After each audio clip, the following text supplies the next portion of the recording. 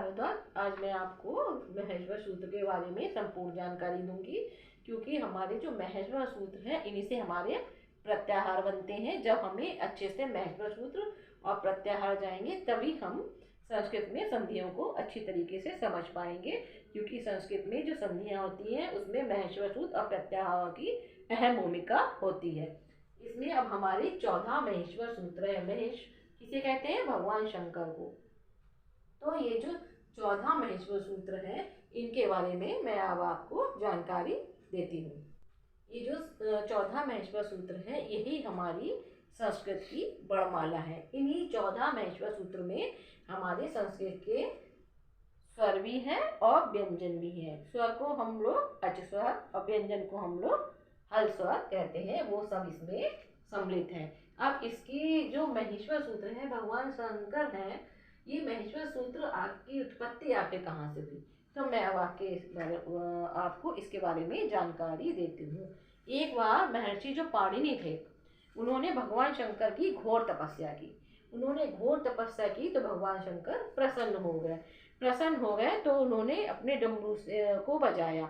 ये जो उन्होंने डमरू बजाया तो हर बार जो डमरू बजा उसकी आवाज से एक सूत्र निकला, तो वही हमारा महेश्वर सूत्र बना।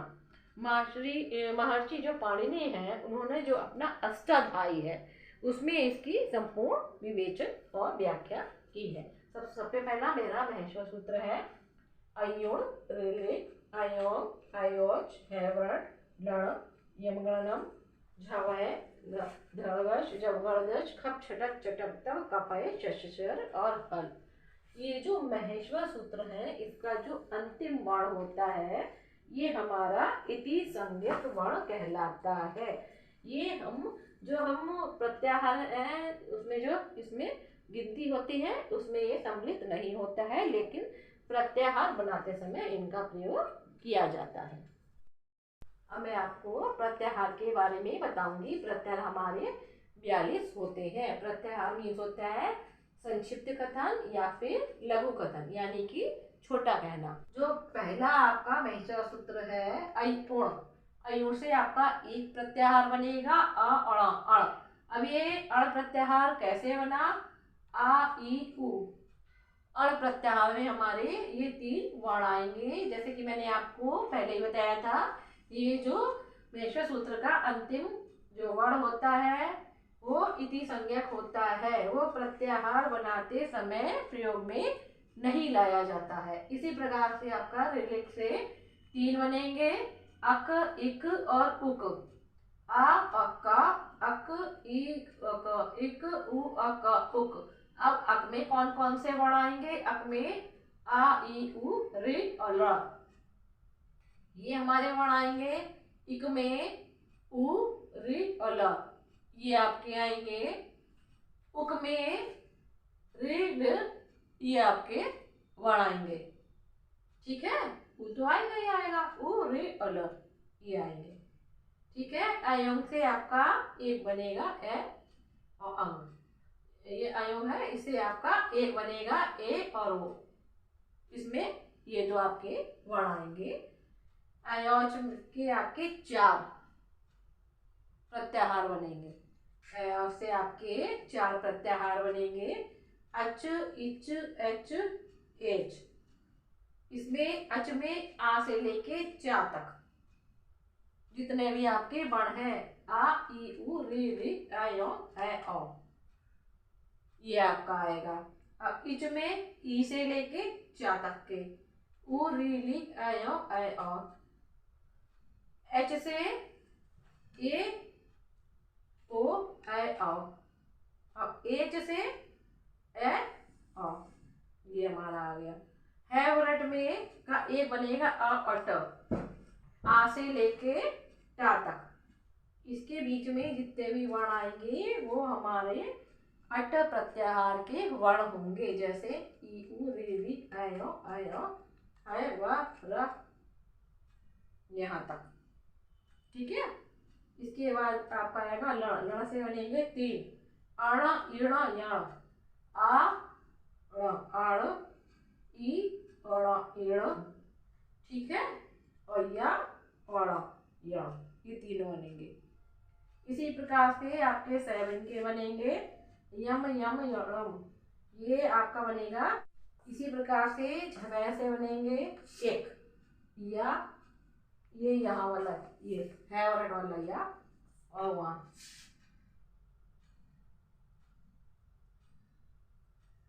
इसी प्रकार से घर से बनेंगे आपके 2, झश और भश।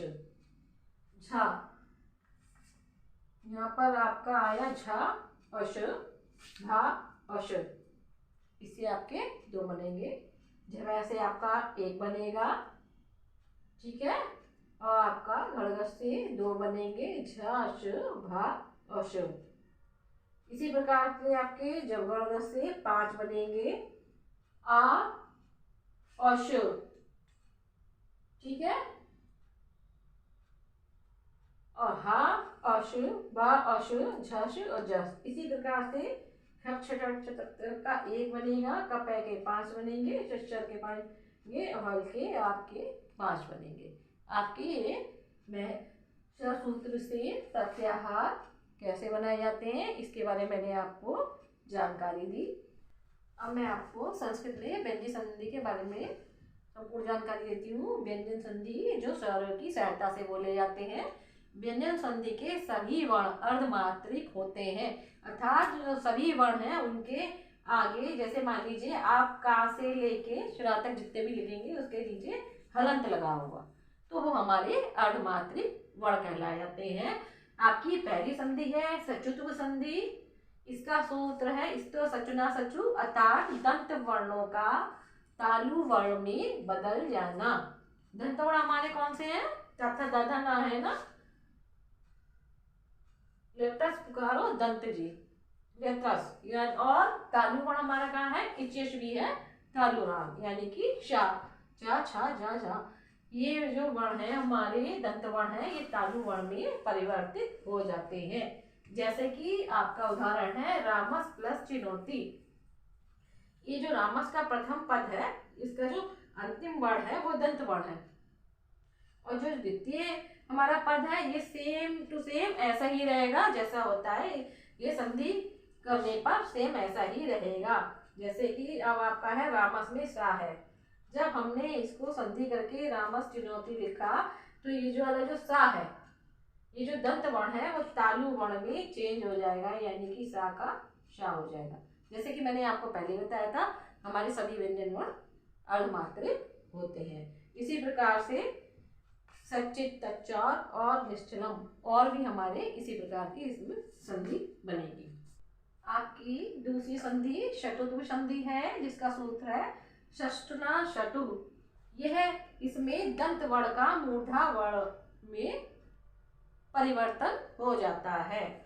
दंत से उच्चारित वर्ण जो आपकी पहली संधि में भी थे, शचुत्व संधि में भी थे, इसमें भी दंत से उच्चारित वर्णों का मूर्धा वर्ण में परिवर्तित हो जाता है। दंत से उच्चारित वर्ण आपके कौन से हैं? सा, ता, था, दा, धा, ना। मूर्धा से उच्चारित वर्ण आपके कौन से हैं? शा, टा, ठा, ढाणा। ये आपके मूर्धा से हैं। अब उदाहरण के लिए जैसे कि तत्, टीका। तत् हमारा क्या है? प्रथम पद में जो द्वितीय हमारा वर्ण है, ये हमारा कौन सा है? ये हमारा दंत वर्ण है, ठीक है। अब दंत वर्ण का हमारा मूर्धा वर्ण में परिवर्तित होना। मूर्धा वर्ण में ता के नीचे क्या है? टा, ठीक है। तो जो ता के नीचे टा है इसमें परिवर्तित हो जाएगा। तत् प्लस टीका बराबर तत् टीका। ये जो हमारा है, ये जो आपका द्वितीय पद है, ये सेम टू सेम ऐसा ही रहेगा। जो प्रथम पद का जो द्वितीय वर्ण है उसमें केवल आपका चेंज होगा, दंत वर्ण का मूर्धा वर्ण में परिवर्तन। जैसे कि मैंने आपको पहले वाली संधि में भी इसके ऐसे करके जोड़े बनाए थे, इसमें भी सेम यही रहेगा। जैसे अगर आपका साया है, शटुत्व संधि में अगर आपका साया है तो इसका आधा शा हो जाएगा, ता आएगा तो आधा टा हो जाएगा। ऐसे था, रा, दा कड़ा, धा कड़ा और रा का ये हो जाएगा। इसी प्रकार से रामस षष्ठा, देखिए जैसे मैंने अभी आपको ये बताया था सा का श हो जाएगा। रामस में जो प्रथम पद है इसका अंतिम वर्ण हमारा क्या है, दंत है। ठीक है, ये हमारे किस में बड़े बनेगा, मूर्धा वर्ण में परिवर्तित होगा। और ये भी बताया था ये तो सेम सेम ही रहेगा, केवल चेंज किसमें होगा, प्रथम पद के अंतिम वर्ण में। तो आपका बना संधि करने पर रामस षष्ठा, तो ये जो रामस है ना ये हमारा मूर्धा वर्ण में बनेगा, तो हमारा आएगा आदर्शा बन जाएगा, क्योंकि हमारे जो व्यंजन वर्ण होते हैं वो अर्धमात्रिक होते हैं। इसी प्रकार से रामस टीकते, ये रामस में जो सा है वो हमारा जो दंत वर्ण है ये हमारा किसमें चेंज होगा, चतुर्थ संधि में शा में, तो रामस टीकते ये हमारा हो गया। ये आपकी संस्कृत की थर्ड संधि है जशत्व संधि। इसके दो पार्ट होते हैं, अर्थात ये दो भागों में विभक्त होती है। पहला है पदांत जशत्व, द्वितीय है आपका अपादांत जशत्व। पदांत जशत्व है इसका जो सूत्र है झलाम जशंते, जो अपादान जशत्व है इसका सूत्र है झलाम जस झसी। अब सबसे पहले हम जो आपकी पहला इसका पार्ट है इसके बारे में जानेंगे, पहला भाग है इसकी हम व्याख्या करेंगे, पदान जशत्व के बारे में हम बताएंगे। जैसे कि आपका इस जो पदान जशत्व है, जशत्व का मीन्स यहाँ पर क्या है, यानी कि जस प्रत्याहार। जस प्रत्याहार में जितने भी वर्ण आते हैं, जस प्रत्याहार में कितने वर्ण आते हैं, जब गण दश, ये हमारे इसमें वर्ण आते हैं। अब इसका जो प्रयोग होता है ये होता है इसमें जो 25 स्पर्श व्यंजन है, जैसा कि मैंने आपको पहले भी बताया है, जो हमारे व्यंजन होते हैं वो हमारे अर्ध वर्ण होते हैं। इसमें 25 जो स्पर्श व्यंजन है का चट टप, ये हमारे वर्गों में विभक्त होते हैं और इनको हम पहला वर्ण, द्वितीय वर्ण, तृतीय वर्ण, चतुर्थ वर्ण और पंचम वर्ण में भी विभक्त करते हैं। जो हमारा का है कंठ ध्वनि से, चा है तालु से, टा है मूर्धा से, ता है दंत से, आ है ओष्ठ से। तो इसमें ये हमारे जो संधि है पदान जशत्व, इसमें जो इसका प्रथम वर्ण है वो तृतीय वर्ण में परिवर्तित हो जाएगा।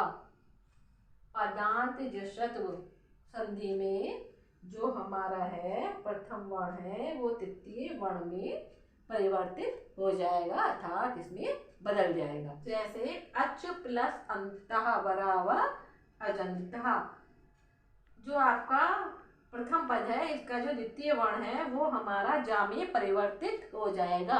जैसे कि मैंने आपको पहले ही बताया था, जो इसका पहला वर्ण है वो द्वितीय वर्ण में बदल जाएगा। अब आपकी जो दूसरी संधि है जशत्व संधि है, इसका सूत्र है झलाम जस झसी। मैंने आपको पहले बताया था कि आपको संस्कृत में संधियों को बनाने के लिए आपको प्रत्याहारों का आना बहुत आवश्यक है। झल प्रत्याहार में झा से लेकर ला तक के सभी वर्ण आएंगे। झ वै गणगश जब गणगश शस्त्र हल। जस में जा से लेकर शा तक के सभी वर्ण आएंगे, जब गण दश। झस प्रत्याहार में जब है गणगश जब गणगश आएगा। अब जब झल प्रत्याहार के स्थान पर झस प्रत्याहार आए तो 25 स्पर्श व्यंजनों में से चतुर्थ वर्ण के स्थान पर तृतीय वर्ण हो जाएगा। अब मैं इसको आपको उदाहरण देके समझाती हूँ, जैसे कि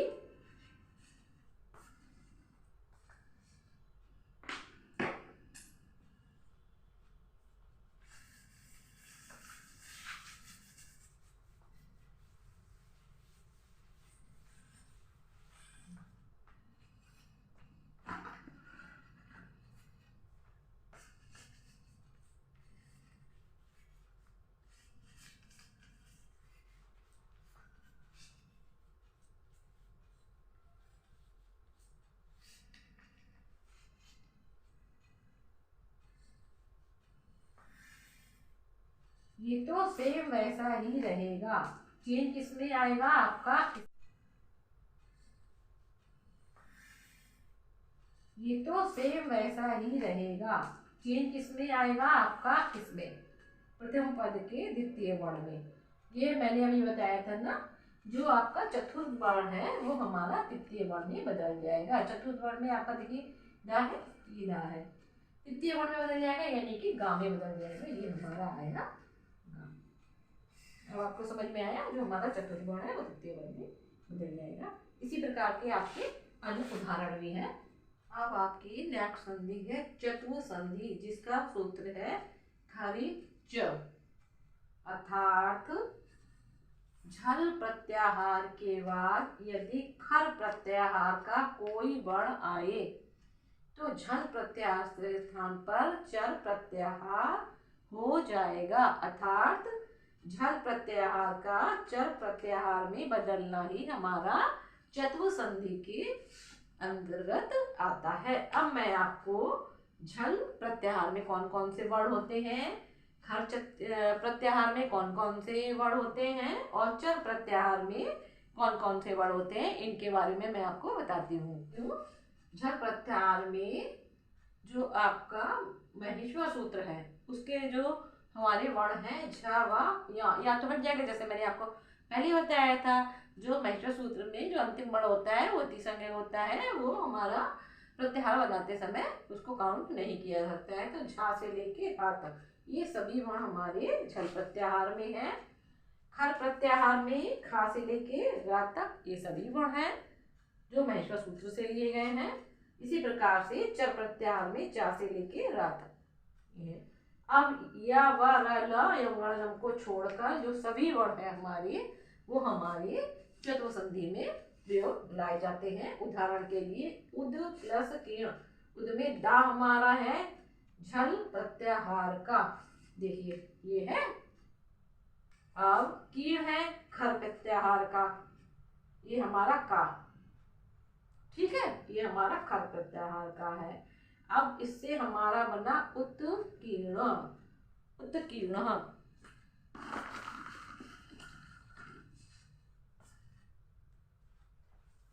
तो हमारा ये जो ता है ये हमारा चर प्रत्याहार का, ये देखिए चर का।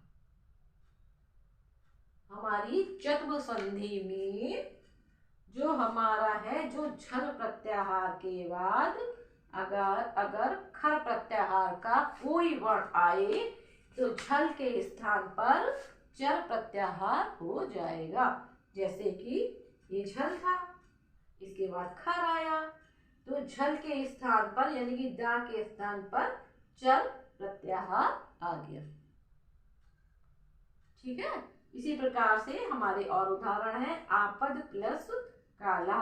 आपद का, आपद में हमारा क्या है झल प्रत्याहार का आया, और इसमें ये है काल। काल हमारा कौन सा प्रत्याहार आया, खर प्रत्याहार। और इसके बाद आपदा काल जो हमारा इसका संधि विच्छेद करके जो हमने इसका लिखा तो उसमें आपद काल आया, तो उसमें जो आपद काल में है वो हमारा चर प्रत्याहार का आया। इसी प्रकार से तदफलम का बनेगा। अब आपकी पांचवी संधि अनुस्वार संधि है, इसका सूत्र मोनानुस्वार है। किसी विभक्ति युक्त शब्द के अंत में माँ आए तथा उसके बाद कोई व्यंजन आए तो माँ के स्थान पर अनुसार वर्ण हो जाएगा। और सबसे पहले हमें विभक्ति युक्त शब्द इसके बारे में पता करना है कि विभक्ति युक्त शब्द कौन से। विभक्ति कितनी होती है हमारी, 7। प्रथम द्वितीय तृतीय चतुर्थी पंचमी षष्ठी और सप्तमी। विभक्ति युक्त शब्द हम लोग को कहाँ देखने को मिलते हैं, हमारे शब्द रूपों में। व्यक्ति रूप हमें शब्द देखने को मिलते हैं। जैसे हमारे जो शब्द रूप होते हैं वो सभी हमारे विभक्ति युक्त शब्द हैं। और जैसे कि हमारा इस उदाहरण में है हम हरिम प्लस वंदे।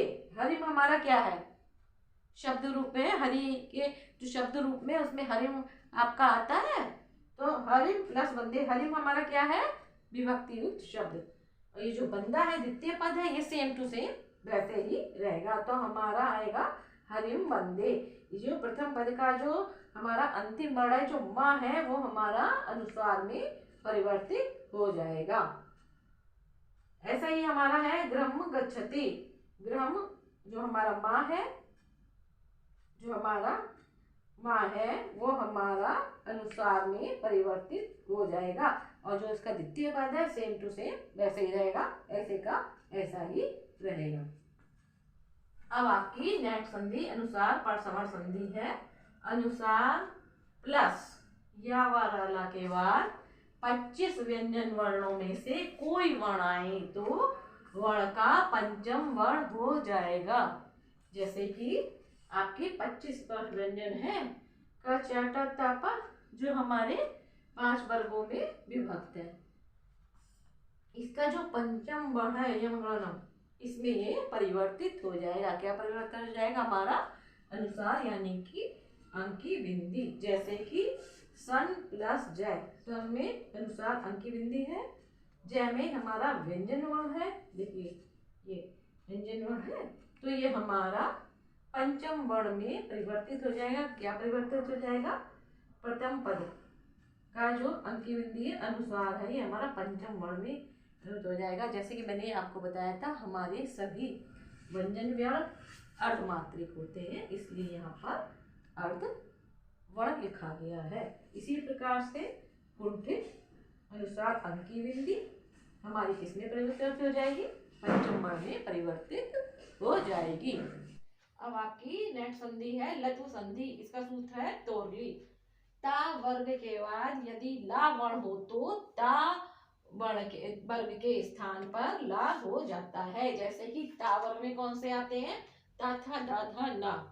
इसके बाद अगर ला हो, ठीक है, ये ला हो तो ता वर्ग के स्थान पर हमारा ला हो जाएगा। जैसे कि उदाहरण तद प्लस लीन, ये तद है प्लस लीन बराबर तल लीन, जो हमारा प्रथम पद का द्वितीय वर्ण है, ये हमारा ता वर्ग का है। इसके बाद अगर ला हो, जैसे कि ये है ला, तो हमारा क्या होगा? जो ता वर्ग है वो हमारा ला में परिवर्तित हो जाएगा। जैसे कि मैंने आपको हर एक संधि समझाते समय बताया है, जो हमारे व्यंजन वर्ण होते हैं वो हमारे अर्धमात्रिक होते हैं, ठीक है। इसी प्रकार से महत प्लस लाभ, महत हमारा ता वर्ग का है, यदि मैं इसमें बताया था ना, जैसे ता वर्ग के बाद ला है, महत हमारा ता वर्ग का है, इसके बाद ला आया है, तो हमारा क्या किसमें परिवर्तित हो जाएगा? ला में परिवर्तित हो जाएगा, अर्ध ला में परिवर्तित हो जाएगा, महल ला। इसी प्रकार से ततलय, ता वर्ग का ता, इसके बाद ला आया तो हमारा अर्धमात्रिक ला में परिवर्तित हो जाएगा। अब आपकी नेक्स्ट संधि है अनुनासिक संधि। अनुनासिक क्या होता है? अनुनासिक में वो वर्ण आते हैं जो नाक और मुंह दोनों से बोले जाते हैं, जैसे गांव है, छांव है, ये हमारे अनुनासिक हमारे शब्द होते हैं, ठीक है, जो नाक और मुंह दोनों की सहायता से बोले जाते हैं। अब अनुनासिक वर्ण हमारे कौन से हैं? ये हमारे अनुनासिक वर्ण है। यदि स्पर्श व्यंजन 25 स्पर्श व्यंजनों में से, ये जो हमारे 25 स्पर्श व्यंजन हैं, इनके बाद अनुनासिक वर्ण आए तो हमारे ये अनुनासिक वर्ण ज्यों के त्यों रहते हैं। जैसे कि पाक प्लस मुखा, पाक हमारा क्या है? 25 स्पर्श व्यंजनों में से है का प्रथम पद का द्वितीय वर्ण, 25 स्पर्श व्यंजनों में से है का। अमुख हमारा किसमें है? अनुनासिक वर्णों में से है। तो हमारा ये जो है 25, ये जो पंचम वर्ण है, ये जो पंचम वर्ण है, ये हमारा यहाँ पर सेम टू सेम ऐसे ही आ जाएगा। इसी प्रकार से जगत प्लस नाथ, ये 25 स्पर्श व्यंजनों में से है प्रथम वर्ण, प्रत्येक वर्ग का प्रथम वर्ण ये है ना, जगत प्लस नाथ, तो जगत का क्या होगा? पंचम वर्ण में बदल जाएगा। ना ये हमारा जो स्पर्श व्यंजन है ना, इसमें जो पंचम वर्ण है, यानी कि ये यमगानम, ये हमारा इसमें बदल जाएगा, ठीक है।